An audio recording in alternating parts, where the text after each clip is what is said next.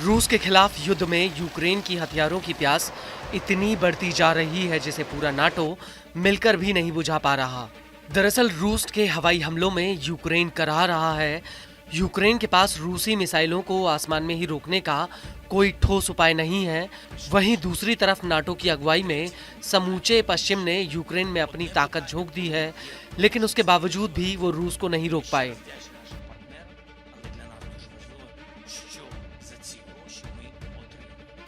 वहीं दूसरी तरफ यूक्रेनियों की रातों की नींद हराम हो चुकी है, इस डर से कि कहीं रूस की मिसाइलें उनके ऊपर आकर ना गिरें।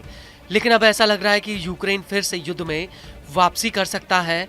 वो इसलिए क्योंकि फ्रांस ने यूक्रेन को अपने दसॉल्ट मिराज 2000 फाइटर जेट्स भेज दिए हैं।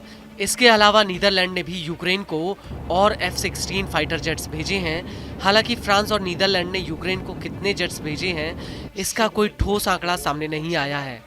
लेकिन फ्रांस के रक्षा मंत्री सेबेस्टियन लेक्रूनू ने यूक्रेन को मिराज भेजे जाने की पुष्टि कर दी है। फ्रांस का कहना है कि यूक्रेनी पायलट इन जेट्स को उड़ाकर लेकर गए हैं, जिन्हें फ्रांस में कई महीनों की ट्रेनिंग दी गई थी। वहीं यूक्रेन के रक्षा मंत्री रुस्टेम उमेरोव ने इसको लेकर कहा कि यूक्रेनी आसमान और ज्यादा सुरक्षित हो रहा है। लेकिन इस सबके बीच बड़ा सवाल ये है कि क्या मिराज और F-16 जेट्स यूक्रेन युद्ध में गेम चेंजर साबित हो सकते हैं?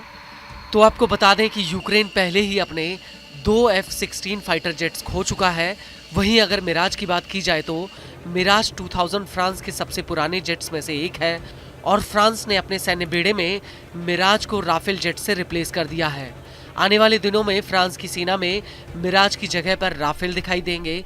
इसका मतलब ये हुआ कि फ्रांस ने अपने पुराने जहाज़ों और बूढ़े जहाज़ों को यूक्रेन भेजा है।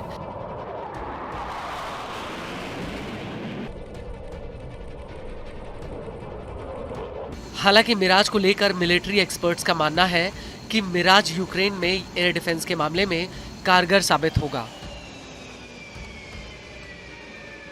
इसको लेकर मिलिट्री एविएशन एनालिस्ट पीटर लेटोन ने CNN से कहा कि यूक्रेन में मिराज एयर डिफेंस की भूमिका के लिए बेहतर रहेगा।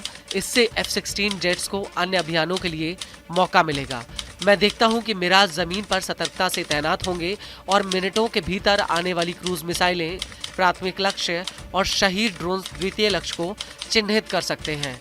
मिराज के जरिए यूक्रेन रूस के काला सागर में सैन्य बेड़े पर हमला कर सकता है, क्योंकि ये जेट्स फ्रांस में बनी एक्सोसेट एंटी शिप मिसाइलों को फायर कर सकते हैं।